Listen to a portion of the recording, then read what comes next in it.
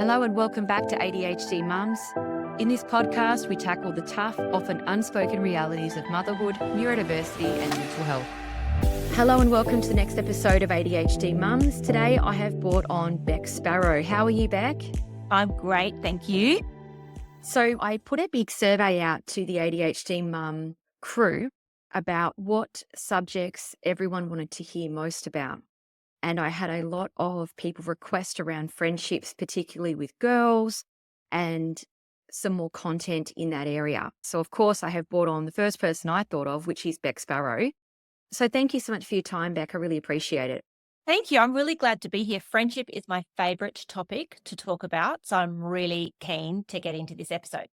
Most people have heard of Bec Sparrow, but if you haven't, I'm going to do a really, really brief overview. She's got multiple books that she's written, including Out of the Box, which is her latest book that's only just come out. If anyone wants to read any books, all of the website, you don't need to stress about it. Will all be in the show notes. And Bec's been in this space for how long, Bec, total? Probably 20 years, I would say, initially working with high school students, teenagers, with friendship things. And Bec has also been co-hosting ABC podcast Parental as Anything this year with her friend Jane Sullivan.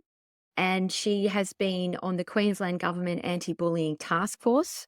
And she was also awarded in 2024 the Queensland Child Protection Week Media and Communications Award for her dedication to educating adults, kids and teens about the dangers which exist online. So we're going to be well known that Bec is an expert. And also, Bec, I wanted to ask you, particularly the new book that you've got, Out of the Box, which is all about neurodiverse people. Are you neurodiverse yourself? Like, where does your interest come from? That's a good question. So Out of the Box, which I co-wrote with a journalist, Madonna King, is like a one-stop guide to neurodivergence. It is the book that I wish that somebody had given me 5 or 6 years ago when one of my children was diagnosed as autistic and then with ADHD. As for am I neurodivergent, I suspect that I am. I'm probably one of those parents a lot of people can relate to where a child gets a diagnosis and then you start looking at the traits and characteristics and realizing that you tick a lot of those boxes and that it had never occurred to you, particularly as a female, until you start looking at a list and going, oh, but that's me and that's me and that's me. I haven't had a formal diagnosis yet. And I keep saying to myself, why would I do that for me? You know, I can spend that money on the children, but I think that if I went and did that, because I'm quite sure it will say that I am, that it would probably help me make sense of things. But it's the emotion of like going, that would then explain a lot of things of how I've felt my whole life. But yeah, I haven't done it yet, but I would suspect that yes, I am. Yeah. I don't know where to start with that because I suppose for me, everything that I'm about is about the mother and the way that we put everything on hold ourselves for our children. So that makes complete sense to me. However, I like to talk about putting on your own oxygen mask before putting others on. I suppose that's really one of the reasons that ADHD mums exist, because I felt like there was a lot of parenting stuff out there. And it felt like for me that there was a lot of, this is what we should be doing, air quoting. And I was like, but where is the resources for the mum? Like, where is the stuff for her that's not more about what she should be doing for her kids? Where is about actually the help for the mother? So I think it'd be great if you went and got your own diagnosis, or a self-diagnosis is just as good as a formal one. But I actually think it's pretty incredible that you have written so many books if you do have undiagnosed ADHD without medication. That is just insane. I've written this book with Madonna King on helping parents, especially maybe neurotypical parents, I would guess, who feel overwhelmed that their child is neurodivergent or who don't even have a diagnosis because they can't even afford it or they're on a waiting list and they just think their child is quirky or they've got a gut instinct that there's something and they don't know where to start. So the book is really what we feel is a great starting point. I'm certainly not an expert, but the women that I know who do have ADHD, for example, they're ideas people.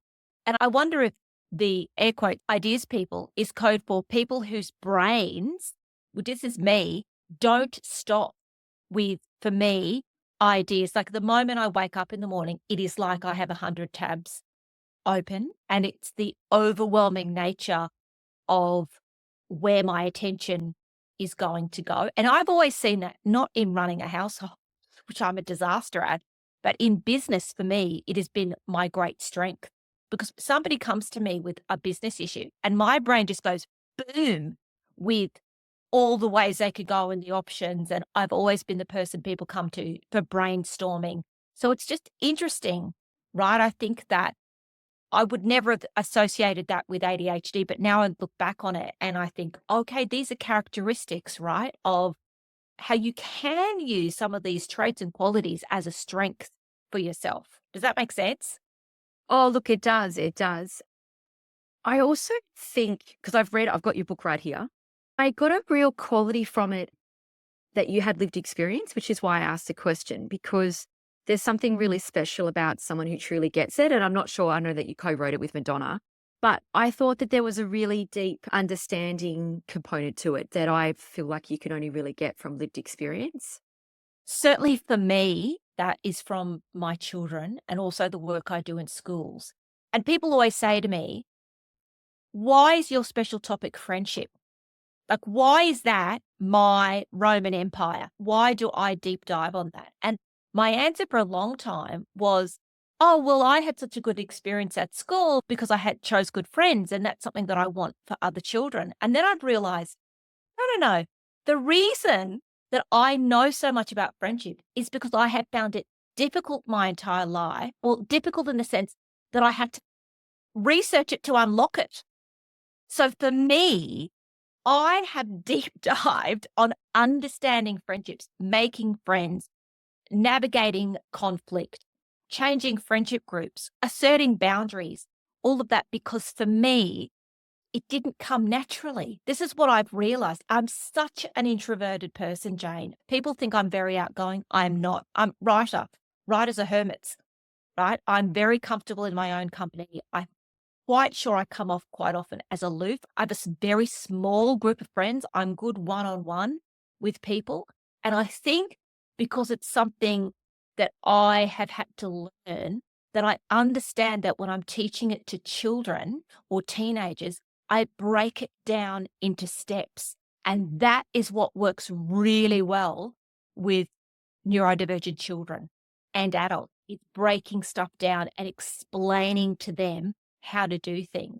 And I think, Jane, that some kids are born with some kind of magic social gene where they find socializing and making friends and making small talk really easy. But for lots of us, me included, it's something I really had to learn. And I think that learning how to make friends and how to make the right friends for you, how to recognize a healthy friendship, how to negotiate tricky moments is a skill in the same way we teach children how to tie their shoes or we teach them how to ride a bike or we teach them math. Learning how to make friends is something the vast majority of children need to learn. And so that's one of the things I'm really passionate about. Well, I'm going to make a few comments that no one asked. I haven't been asked the question, but I'm can't help myself. I'm very, very passionate about autism assessment and ADHD assessment for women. And it's not necessarily about medication, it's about the knowledge and empowering them and understanding themselves. And I do have a bit of an interesting thing that was coming up when you were talking to me because I believe, like, for example, I'm a horrific cook, horrific. Even with a recipe, I'm going to struggle, right? And I remember when my husband's mother came and stayed with us, and she's an incredible cook. And I said to him, I just want her to show me how to cook a few things while she's here. Now, she's a natural cook. Everything she touches tastes good. And she doesn't know why. She doesn't know how it happens. It just happens. She gets into the flow and she starts cooking. And when I ask her how she does it, she can't explain it. That would be my take, is a neurotypical person's way of making friends. If I ask a neurotypical person, how did you make friends? They often don't know. That's my personal opinion. Good cooks don't know. So when you were talking, I was like, for someone who's researched it, broken it down into little steps and learnt it and teaching others, that is a very neurodiverse way of looking at the world. And that's a real talent because I don't think a neurotypical person would even be able to think to do that. I wrote someone down a spreadsheet the other day, and it was a autistic girl who was starting to date. And I actually wrote her a spreadsheet of, if they text you, when should you reply? And I had to break it down. Is there a question? Is there not a question? Did they say take care? Break it down into when she would reply and when she wouldn't, because she couldn't figure out what was what. But I don't think a neurotypical approach there, they wouldn't be able to figure out the part she doesn't know.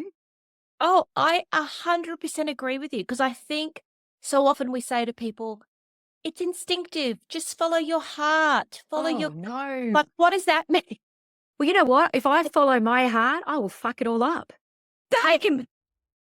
That's not a good idea. Don't follow your No. fucking instincts. My words are not good. No, my God, the analogy with the cooking is so accurate. And I think that for me, I am such an introverted person as a writer. I'm very happy pottering around by myself, that I am at risk of, during my life, of someone who could end up being lonely. It's not instinctive for me always to reach out to people because I'm so comfortable with my own company. So I've had to teach myself skills and explain things to myself. And I was saying to somebody this morning in conversation that with all of our kids, you can cope with bombing out at school. You can cope with having a bad boss or having a teacher that you don't like. But what is the real killer, I think, is loneliness. And when you feel like there is nobody who gets you, that there is nobody who is happy that you turned up at school that day, who's glad to see you, I think that is what can destroy not just adults, but our children. And so I'm so passionate about helping our children learn the skills, not masking, learning the skills of putting themselves out there a bit and how to find the right people for them, as well as encouraging everybody, neurotypical people, to be inclusive and to have the attitude there's always room for one more. I want children, even if you have just one great friend, I want that for everybody, because I think loneliness is one of the worst things that we can deal with. Oh, absolutely. Often autistic people, particularly women, have got reduced social need. So they do love to connect, but the quantity is a lot less. So going for one coffee a week with your friends may be enough for somebody. However, if you told someone else, that might be one of 10 things that they do that week, which fills up their social cup. But for some autistic women who are married, that relationship with that one other person inside their home may be actually all they can do socially. Is they go to the pickup to pick up their children, and they have a partner, male or female, at home, or a family member they're living with, and that may be enough for them socially. So friendship wise, we also need to be aware of that people have got different needs, don't they? They don't need as much as some Totally. other people. That's it. And I think sometimes there's parents, perhaps especially neurotypical parents, who are panicking that their children aren't more social when actually their children are getting the amount of socializing that they actually desire. So with one of my kids, they actually take the school holidays as a time where they don't necessarily want to be seeing their school friends, because for them it's a bit of a timeout and they like pottering around at home, and maybe they'll see their friends from school once or twice, but not, I see other kids, it's every day they have to be doing something. So I think the better we can understand neurodiversity and understand our children, we're not putting expectations on them of how we think they should be, how many friends we think they should have, how many social things we think they should be invited to. If it's not a problem for your child, it's probably not a problem. If they're not Agreed. express going, I wish I was invited to more things and I want to be going to more parties or I want to be on more play dates. If they're not stressing about it, then we need to not be stressing about it. Unless you're concerned that they are flying so far under the radar and seeing nobody and have no connections, that would be a red flag to me of like, okay, they've got nothing, then I'd be wanting to investigate that. But If you can see they've got something and it might not be as much as other kids, that's okay. It's up to them. Am I making sense to you, Jane? Oh, no, completely. I think Tony Attwood said to me, "Is your child lonely or are they alone?" Because if they're alone and they're happy, nothing to do here. Done. Yeah, there's a Right. huge difference. You could be in a huge group of people and feel very alone because they don't get you and they don't see you and you have to pretend to be something that you're not. That's a lonely feeling, right? So it's not about are they around people, is are they getting the amount of social connection that they desire? Oh, absolutely. One of the largest ones that I see on the podcast from a lot of the women who are in the groups or they write in is that they will talk about setting boundaries, particularly with their children. One of the issues that we have is because a lot of us mums don't always know how to do this ourselves. So we've got blind leading the blind, and we're faced with these questions, but we actually don't even know the answer ourselves for ourselves, let alone to then help our children. I was wondering what strategies would be able to help with defining and communicating boundaries. Okay, so this is something that I go into schools and talk about a lot. I love this topic and I wish this is something that I learnt as a kid actually. So when we talk about personal boundaries, that is just a fancy way of saying what you are okay with, right? So that's the first thing that I would say to kids is it's what you're okay with. And boundaries cover everything. They cover conversations, they can cover privacy, they can cover activities, time, you know, all of. So you might have a boundary that is I don't do roller coasters, or I don't do sleepovers, or I don't do scary movies. Or, with older teenagers, I'm saying, you're allowed to say, I don't respond to text messages at 1 o'clock in the morning. You're allowed to say that. It could be, I'm not okay with you looking through my phone. For siblings, I'm not okay with you going into my room without knocking. The reason we want to be teaching this idea of how to communicate a boundary, and the language is you want to keep it short and to the point, which is, I'm not okay with, or I don't do, right? I don't do. Because when you phrase it like that, it's not up for negotiation. The moment you say, oh, I'd love to do 5 a.m. yoga, but it's just, I struggle to get up. The moment you phrase things like that, they feel like they have to convince you. Oh, it's okay. I'll ring you. I'll set an alarm. I'll come around and pick you up. You'll love it. The moment you say, however, I don't do 5 a.m. yoga, I don't do fun runs, I don't do whatever, it's a statement. So that takes practice, right? I teach kids at school to say, I don't do drama cyclones, right? So you work out what your personal boundaries are, you practice saying them, you realize that as you get older, your boundaries can change. You might not do sleepovers when you're 8 or 11. You might be cool doing them when you're 16. And the other thing that I would say is expect the fact that when you communicate a boundary, it's not going to be all unicorns and rainbows and cupcakes. People don't go, oh, brilliant. I'm so glad you told me that you don't want to watch that movie that we all want to watch. I think sometimes you have to realize that sometimes when we don't do what other people want us to do, it's going to annoy them. That's okay. So you can be firm but kind, and you don't have to ever shame other people for their choices. So your friends might be saying, we're all going to get meat lovers pizza for lunch. And you don't want to be going, how very dare you? I'm vegan and that's offensive to me. You can say, you know what, guys, you get that. I'm going to get this and I'll meet you over at the tables. Or I don't do scary movies. If you guys want to watch that, that's fine. I'll go and listen to a podcast or I'll read a book or I'll get mum to pick me up early and I'll see you later. The big thing is with a boundary, Jane, is there has to be a consequence, which means if you say, I don't do scary movies, and they're like, well, too bad, we're all doing it. If you then go, oh, okay, you will end up resenting them because when we don't have boundaries in relationships, we end up feeling walked over. We're not inserting any part of ourselves into a relationship. And so I think that eats away at us, that we're not sticking up for ourselves and our values or our desires, and we're kind of going along with whatever the group wants. And so I think practicing communicating a boundary, and as I say to teenagers, I want you to learn this when you're a kid, Because when you get a job, I want you to be able to say, as a teenager, I don't do unpaid overtime. When you're dating, I want you to be able to say, I'm not okay with you telling me what I can wear. I'm not okay with you looking through my phone at my messages. So if we can learn this now in friendships of being able to communicate what we're comfortable with, I think that is going to stand us in very good stead for the rest of our lives. Oh, absolutely. I couldn't agree more.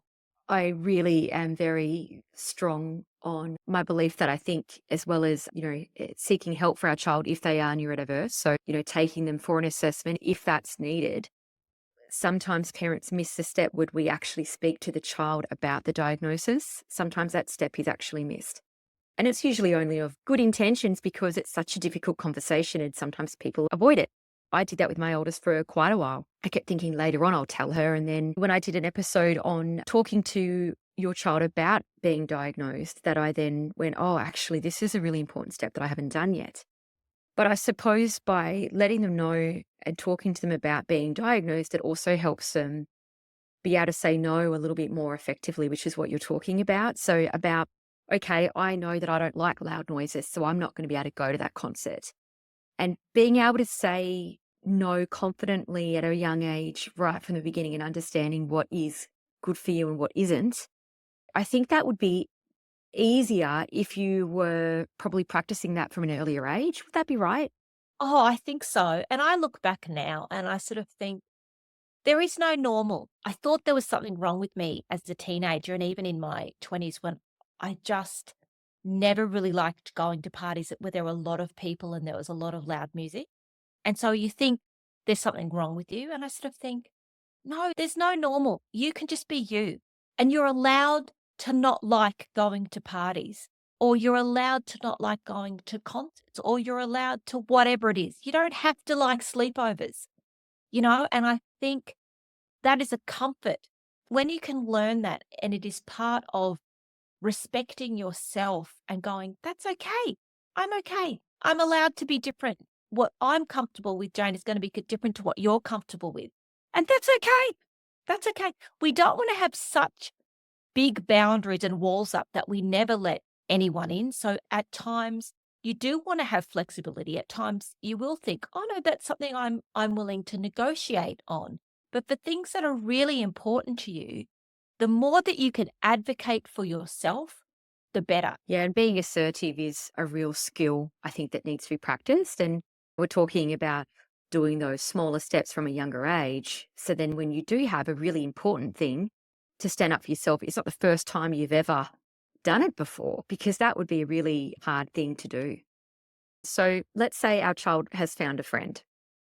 Sometimes I've noticed that neurodivergent children, I suppose, not having that connection, feeling really lost. And so when they get a friendship opportunity, I feel like they can jump at it without thinking about whether it's actually healthy or not.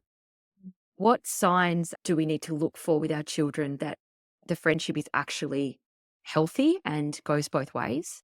Look, I've got a few tips here. The first thing I would say, encourage people, and you might be able to do this in a link in your show notes, is social researcher Dr. Brené Brown has a list that she calls the anatomy of trust, which is amazing. And she uses the acronym BRAVING. And he lists the qualities, which I'll go through, of what she says creates trust in a relationship. And it works beautifully for friendship. So braving is B, boundaries. Do they respect my boundaries when I say I'm not okay with whatever, right? Ah, reliability. Do they do what they say they're going to do? So when my friend says, yeah, I'll meet you at lunchtime and we'll play handball, do they show up? Right? It's those kind of things.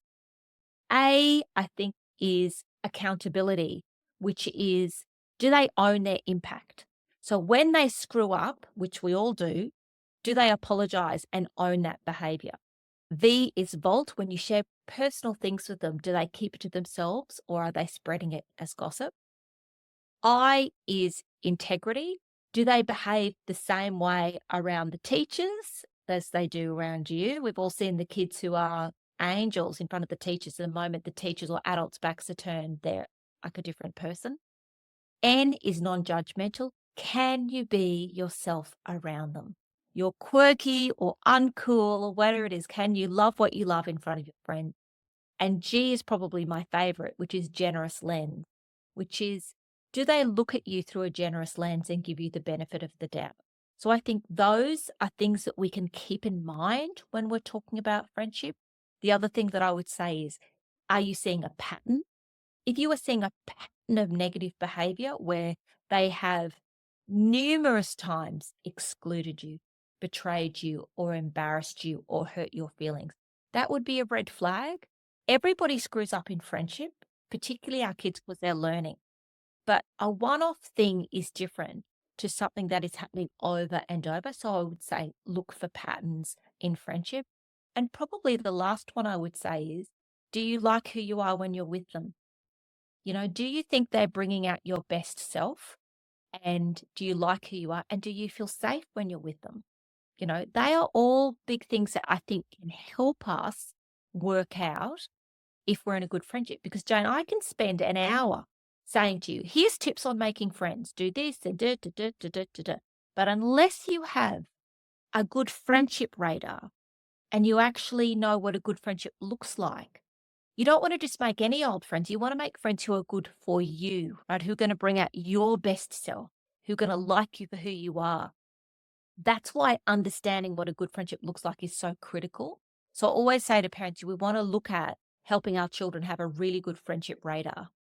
So they have a friend, and let's say it's a healthy relationship, and they get into conflict because that is what's going to happen in any friendship.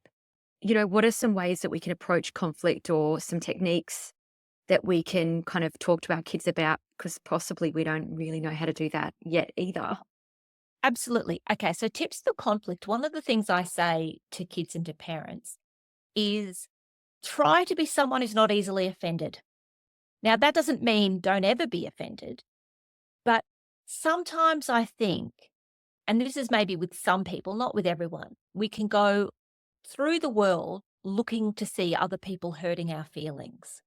And if you are going to be constantly on the lookout, oh, that person looked at me a funny way, that person didn't save me a seat, whatever, school is going to be exhausting because you're going to have many moments every day.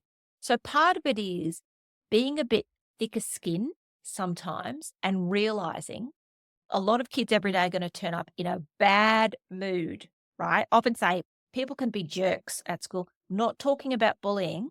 I'm talking about when people turn up to school or work just in a bad mood. It's got nothing to do with you, but sometimes they can be a bit snarky. That's when you've got to learn at school how to glide around those people. That's what I taught my kids. When you see someone's in a bit of a bad mood and they're being a bit like, oh, what's wrong with your hair today? Or, oh, that drawing you just did is ridiculous. You want to learn how to glide, like, don't look offended, just glide around those people and give them space and move away from them, I think. The other thing I'd say with conflict when it happens, conflict is completely normal in friendships. Drama is a choice.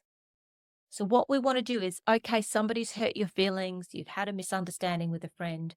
What I try and say to kids is, don't then go to your friend and start going, do you know what this person just did to me? Because you're starting a drama cyclone, right? What I say to them is, someone's upset you at school, wait until you get home so you can speak to an adult that you love or a cousin or an older sibling and vent. This happened, and have your big vent there, right? And calm down about it. Because what I see all the time is kids get on each other's nerves and they go to the other friends at school and it starts a drama cyclone. Drama cyclones are exhausting. They are exhausting at school. And I don't want our children turning up at school at 9 a.m. Oh, and they've got a thing happening with that person. Oh, and they're having a beef with that person over there. School is a long game, right? So what we want to realize is when someone upsets you at school, you have two choices. Either you let it go. If it's minor, you might go, you know what, that person's in a bad mood. I'm going to ignore it. Or you speak to them about it. You don't go to your group of friends and go, do you know what this person did to me at the bag racks today? Because that's starting a cyclone. If it's really upset you, you take them aside by themselves, not in front of the class, because this is not Real Housewives, right? We take them aside by themselves and we say, listen, I really like you, but earlier today when you said this really hurt my feelings. Can we talk about it? But conflict is going to happen at school. Our kids are learning about friendship as they go. It's hard. It's hard for adults, let alone kids with less life experience. They're going to make mistakes, but a really big part of healthy friendships is an ability to apologize. In fact, the strongest friendships are the friendships where there is a safety and an understanding that you can screw up and you can apologize. Now, I don't mean screw up the same way over and over, because then you'd go, that's a pattern. But we're all going to make mistakes in friendships. And I suppose as parents, we have the opportunity to model that, don't we? Where we can acknowledge and say, hey, I made a mistake then. I'm sorry, and then modeling how that looks to then restore the relationship. Yeah, absolutely. I think modeling is huge in all of this stuff, in what friendships look like, showing up for our friends, apologizing, not gossiping about our friends in front of our kids, all of that stuff. We can teach our kids about friendship until the cows come home. They are watching what we do, So I think us showing in real time what friendship looks like is really important. What about comparison and jealousy? Particularly for kids that feel left out or not connected. Maybe they feel jealous, compare themselves to their friends or their siblings, particularly in areas of friendship if they're struggling. How do we kind of work through those feelings with our kids? That is such a good question. And I see that happen in my own household where I've got 3 kids, and one child might be much more of a social butterfly. Drop them off at school, kids rush over to say hello, they get lots of invitations. And another child, that's not happening. And I think even in that, there's that envy of why isn't that happening for me? And I know parents would be dealing with this in all different forms, or just seeing a classmate who excels at something that your child wishes that they could excel at. And I think that's going to happen all through our lives. I think one of the best things that we can do as parents is realize we don't have to fix everything, that simply listening and being compassionate and empathetic is very powerful. So when our child says, oh, why isn't that happening for me? And I'm feeling this, and sitting with them and just going, yeah, it's really tough. And just listening to them can make an enormous difference to our children feeling better. When we rush in, and I know I've made this mistake in the past, oh, well, don't worry, I'll go and get you, blah, blah, blah, or I'll fix this. I don't want your feelings to be hurt, because we're so uncomfortable with our kids being uncomfortable. So it is very powerful to sit with our children and listen and acknowledge that we're hearing them. And I think the other thing is, the more we can help our children find that thing in their life that lights them up, then they feel like they have got something for themselves.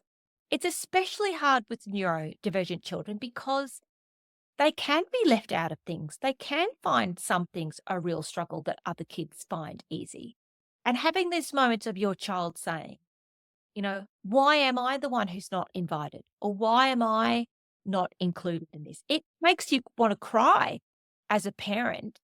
But I think us rushing to fix things all the time isn't always the answer. Sometimes it is. Sometimes it is, and we're like, come on, let's go and get a milkshake, whatever, But sometimes it's just as powerful for us to sit with them and listen and hear them and remind them how loved they are in your house. And the more as well that we can help them find a friend or a group of friends outside of the school bubble, I think is very helpful as well, of having an identity and a sense of belonging away from school. Because I think too often we just focus on the school bubble.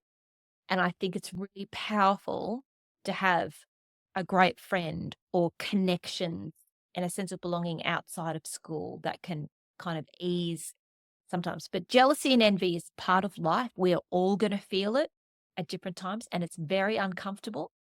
And I think just not trying to sweep it under the carpet and say to kids, oh, don't be ridiculous. Well, you're good at maths or you're good at this. We want to hear them when they're saying, I'm really upset because acknowledging it and listening and going, yeah, I get that. That sounds really hard. Makes them feel heard. And I suppose, the majority of people on this podcast are women, and most of us, I think, would have had that feeling when you say, I'm really upset about this. And they go, oh, but you're so good at this. Oh, but don't worry about that. And then not allowing you to really experience that or problem solving it for you. How does that feel for us as adults?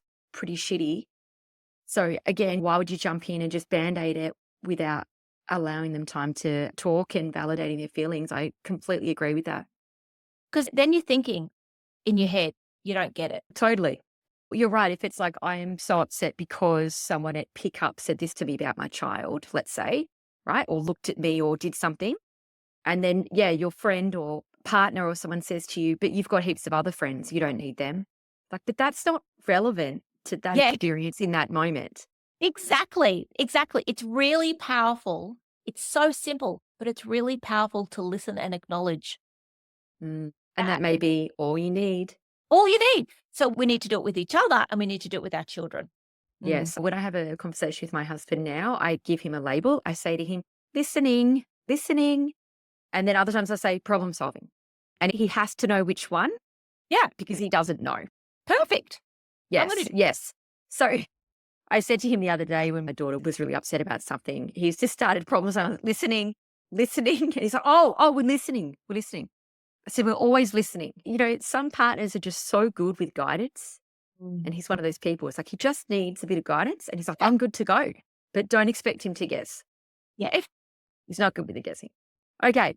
So one thing that we see on this podcast a lot, and you would see it probably or constantly in what you do, but in the autistic experience, particularly with the way that women and females and daughters are getting identified now, there's a lot of women who are reflecting back on their friendships, their social, and there can be, not always, a really autistic experience around, I'm looking for one friend, I find one friend is my friend.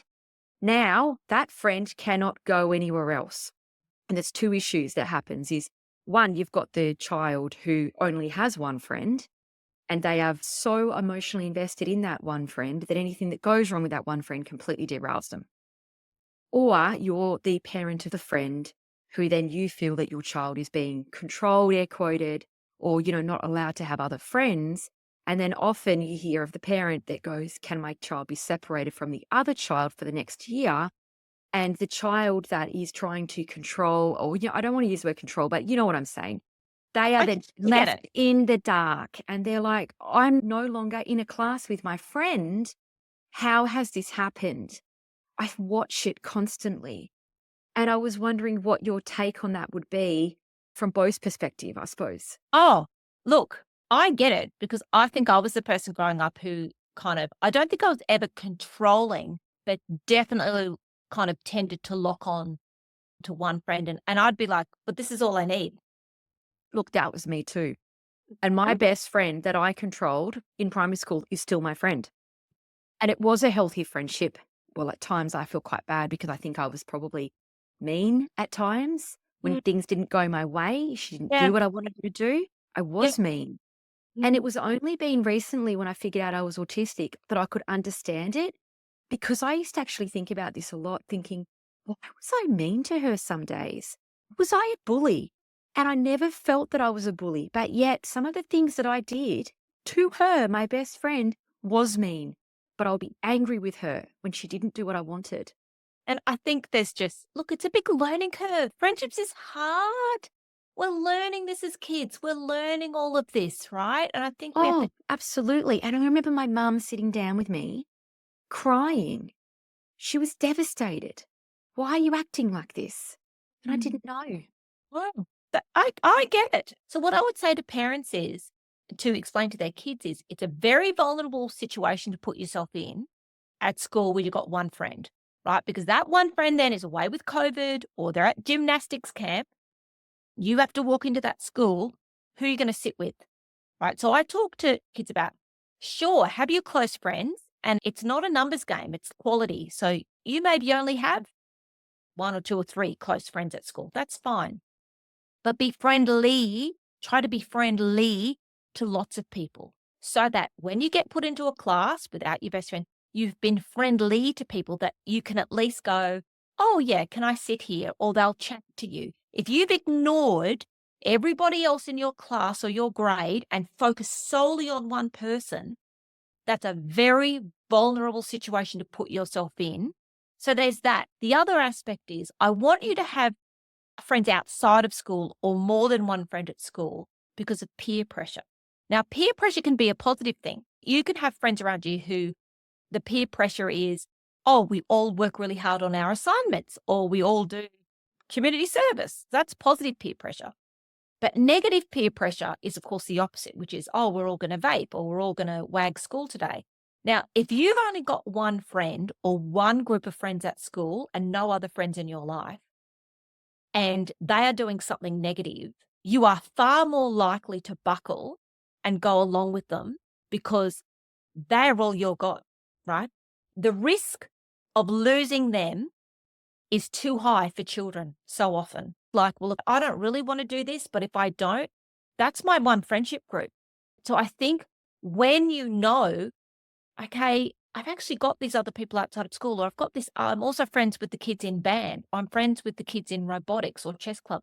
You feel more confident to say to another group, I don't want to do that. That sounds like a bad idea.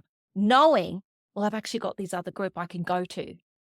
Okay, so what if you are the parent of the child that is attempting to make some other friends, but they being physically, emotionally cut off, making friends elsewhere? Because usually what I see is that that parent then asks for that child to be separated from their friend the next year at school, which I think is probably a lose-lose really overall. Yeah, and this might come down to boundaries, Jane. This might come down to teaching your child to say to their friend, I really like you, but I also want to go and play handball with this group over here today. Now you can come, but I really want to play handball. Or they're playing hide and seek, or they're playing chess, and I want to go over there. So that's a boundary of I like playing with you, but if you're going to have a meltdown because I want to sit with other people, I need to have a timeout from you today. So this could be a boundaries conversation. You'd like to think maybe the parents could work together, but I've also seen situations where, it can be disastrous if one parent rings another parent and says, Yeah. you could try and work with the teachers and say, look, we do want to broaden my child's friendships. We don't want them to walk away from this friend, but we do want to broaden it. And sometimes some teachers are amazing at then kind of doing a bit of matchmaking at school and go, okay, well, I'm also going to introduce this other child to these people who I think they'll like, and kind of working that way. So often, if we work with the school and with teachers, it can be brilliant. So having a great relationship with parents and teachers working together can be brilliant for our children. Oh, I completely agree. I had a situation like that this year where my child was the one who was kind of being controlled, which is kind of funny because I was the other one when I was at school. So I was so triggered by the whole thing. But it was interesting. I ended up talking to the teachers because I said to the teachers, what outlier have you got? Like, have you got another child that's an outlier that's Yeah. always on the outside? Who do you think might be a good friend for my child? And actually, that was really good because that helped me identify I'm not trying to force her into a already established group or clique, but they know her brain and how she works. What other children are similar? And interesting, the teachers are quite open. Well, I found them to be quite open with me. Oh, there so often is another child. Some friendship groups, when they're steady, they kind of lock their gates because they're like, they've Mm, got a steady exactly. friendship group and they're like, we don't want anyone else coming in because we're finally stable. But there's often other kids floating around that actually are perfect to sort of go, oh, okay, well, this could be a good situation coming over here. So I think working with teachers can be brilliant. Yeah, can be brilliant. Yeah, absolutely. I heard someone the other day, they were talking about how a group of friends were leaving these other children out. And so the parents actually talked to each other, the ones who were being left out. And then there was three of them. They just formed their own friendship. Fixed. Yep. I was like, it's so simple. They just contacted each other. It's like our children are crying every day because they're constantly left out by these other three girls. But there were three girls. So then they just made friends, which apparently they'd never thought of before. These girls are young. They're like 8. Yes. Yeah, and then their parents helped them make a friendship, and then there was no issue. There we go. So there's often solutions. Working with the school, with the teachers, they know they're there all the time. They know who's who in the zoo. You can then find new friendship situations. So yeah, that's a Yeah, the perfect. teacher was really happy because she was getting all these phone calls about these kids being left out. And then, what do you know? They created a friendship group out of them. Perfect. Beck, thank you so much for your time. Not even gotten through really a lot of my questions, to be honest. I just was reflecting about how much more that I'd really love to ask you. I was wondering, would you be willing to come back if we did a write in your questions from everybody? We could do scenarios back to you. Oh, Jane, I would love it. I want your listeners to send in their friendship questions and we'll do a Q&A and I'll answer them in the episode. Be brilliant. If there's anything that you would like to ask Beck, send me an email or look her up yourself, buy her books. And thank you so much for your time, Beck. Thank you, Jane. I can't wait to chat to you again. The key message here is you are not alone. Thank you for listening. If you enjoyed this episode, follow us on Instagram or head over and join our amazing ADHD Mums Podcast Facebook community. Everything you do matters and helps to spread the word about what neurodiversity in females looks like.